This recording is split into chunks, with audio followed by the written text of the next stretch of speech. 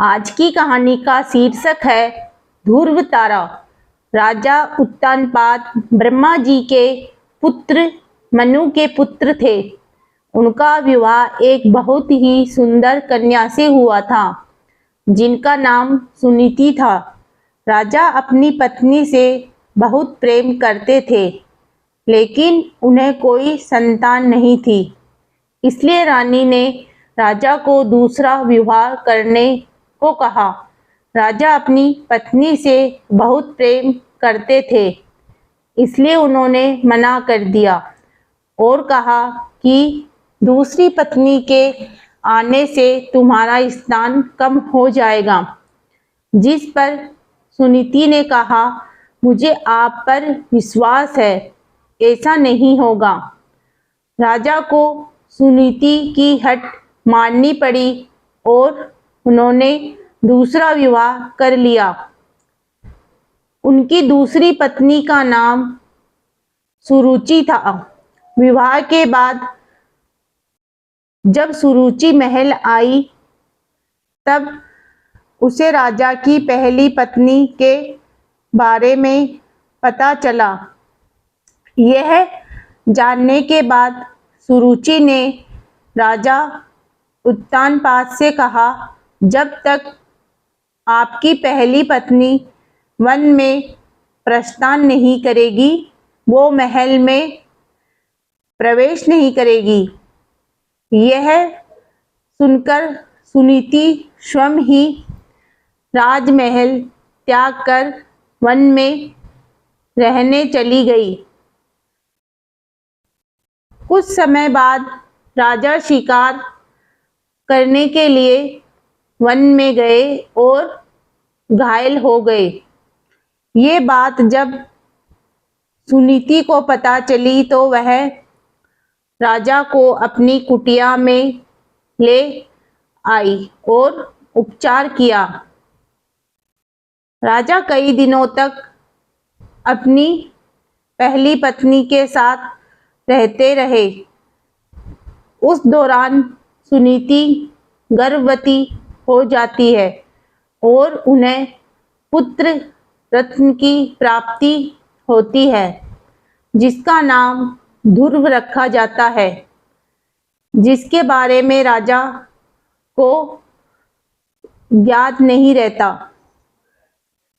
कुछ दिनों बाद राजा अपने महल में चले जाते हैं। वहां भी रानी सुरुचि को पुत्र रत्न की प्राप्ति होती है, जिसका नाम उत्तम रखा जाता है।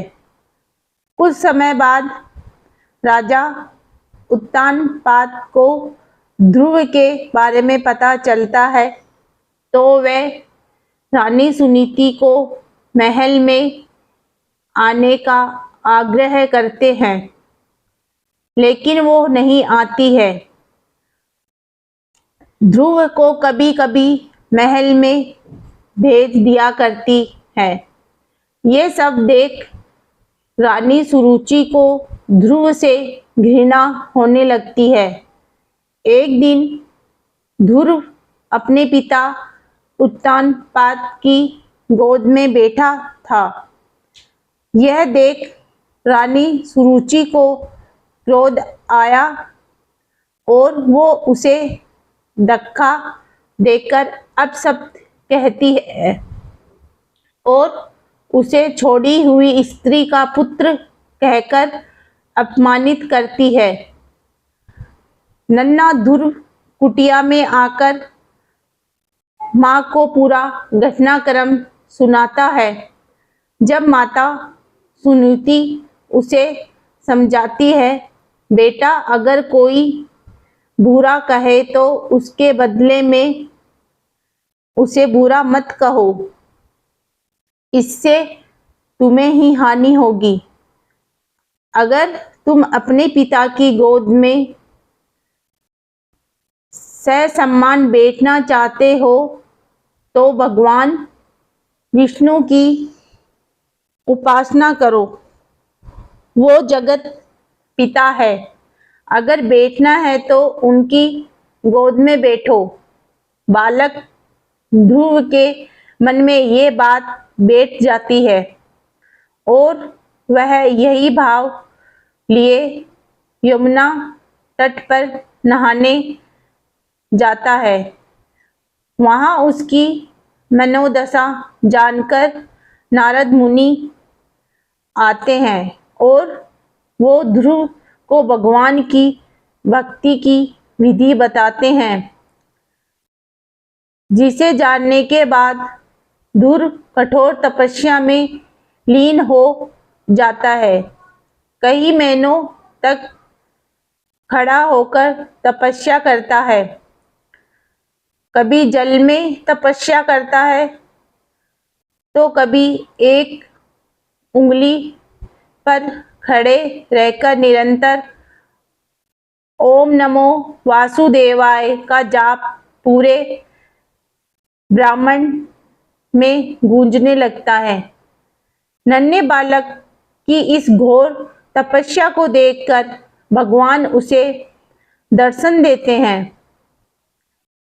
बालक ध्रुव भाव विभोर हो उठता है और कहने लगता है, मुझे माता पिता की गोद में बैठने नहीं देती है।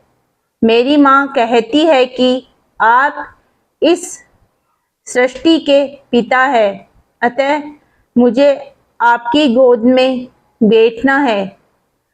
भगवान उसकी इच्छा पूरी करते हैं और उसे तारा बनने का आशीर्वाद देते हैं, जो कि सप्त ऋषियों से भी ज्यादा श्रेष्ठ होगा।